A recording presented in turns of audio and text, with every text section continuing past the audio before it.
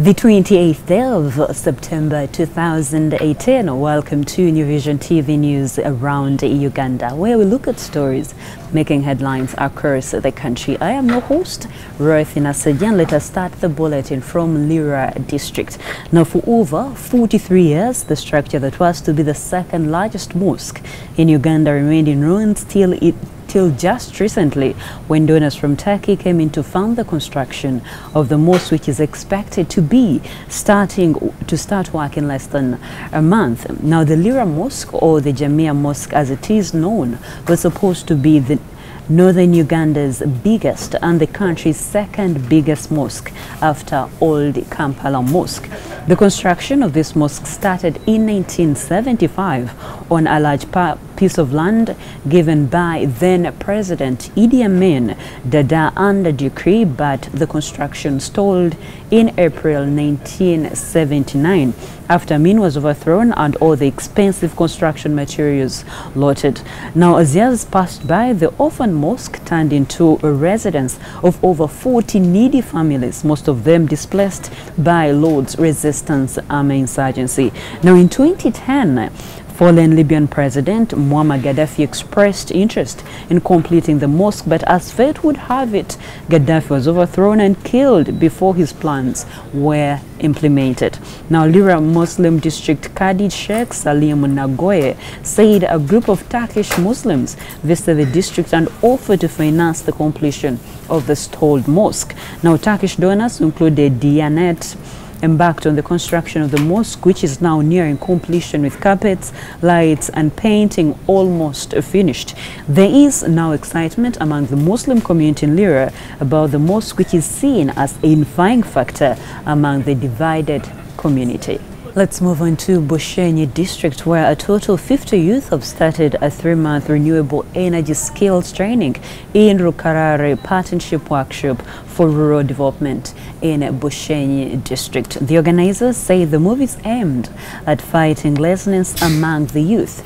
A commissioner in the Public Service Commission, Johnson Bitarabeho, urged the youth to shy away from waiting for handouts from government and instead devise means of sustaining themselves. The training is intended to equip the youth with skills in renewable energy technologies, which include solar power installation, biogas, biomass, which is biomass energy-saving cooking stoves, and earth brake technology.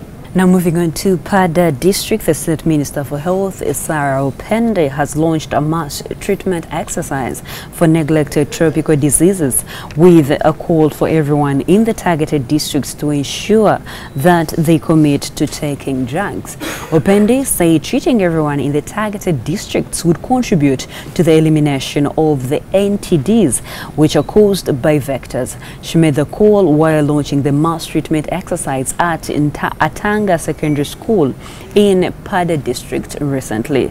Now, Dr. Edrida Tukahewa, the National Program Coordinator for the NTD program at the Health Ministry, say the drugs to be distributed are for river blindness, elephantiasis, bilharzia and trachoma.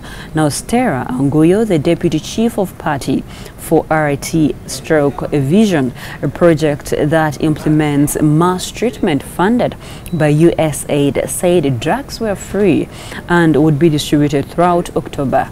Anguyo said the mass treatment would be carried out in the Western region, Karamoja, West Nile, Bunyoro and Northern Uganda.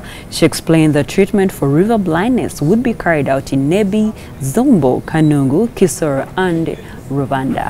As we continue looking at more stories making headlines across the country, let us take a break and take a look at what is making headlines in today's copy of the New Vision. Our headlining story says 10 MPs Ayine join Muntu. They now have general announces plan for new party. We have the story on page 6 inside the New Vision. The front picture is today we see Museveni meets UK legislators. The story is in page 3 inside the New Vision. Get to know what they discussed about and what was their aim to come to Uganda. Then we have MPs want zero tax on mobile money.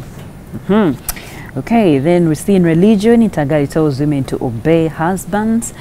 From infrastructure, we have foreign firms take 76% of road contracts. And news from Kampala, drop wage bill minister tells MPs. Okay, inside the New Vision, let us see World Bank championing gender-based violence fight.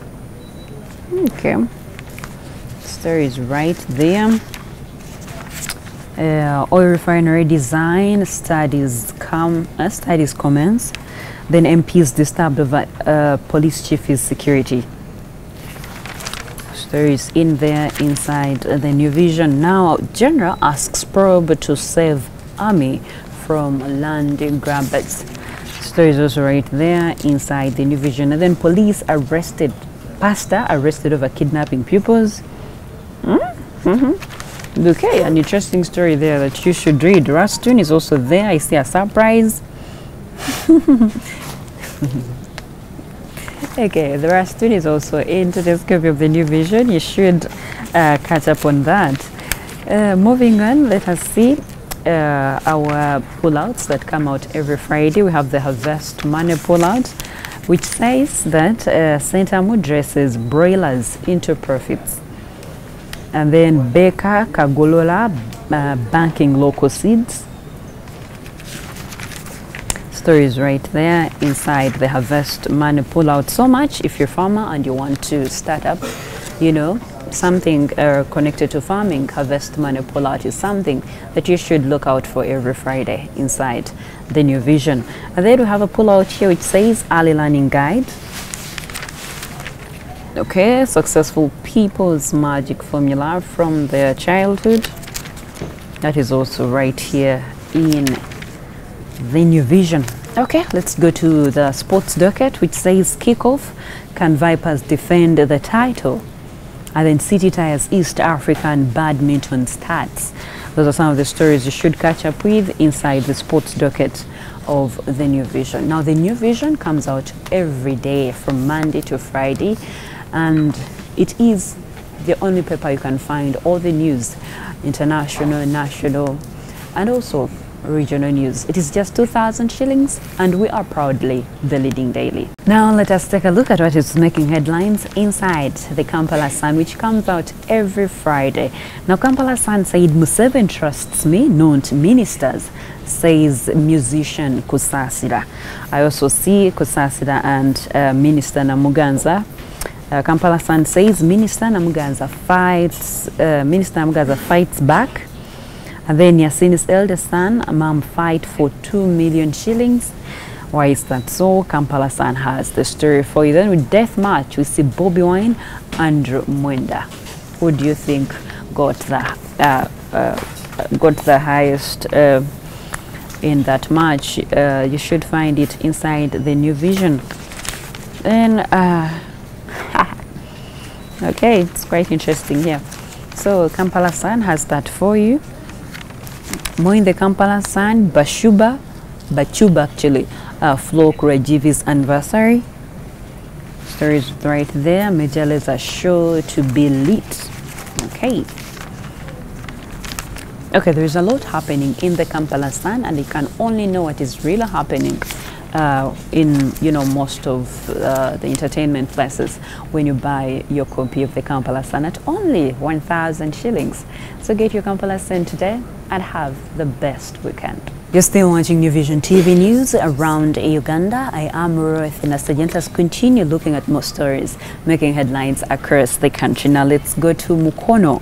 Now Nakawa Chief Magistrates Court has issued criminal summons against Mukono Municipality MP Betty Namboze over her failure to appear in court on time to answer charges of inciting the public to commit an offense. The legislator, moving in a wheelchair and driven in an ambulance yesterday, arrived in court at about 10:15 a.m. an hour after a case had been heard and adjourned to October 8th by the Grade 1 Magistrate Jacqueline Kagoya.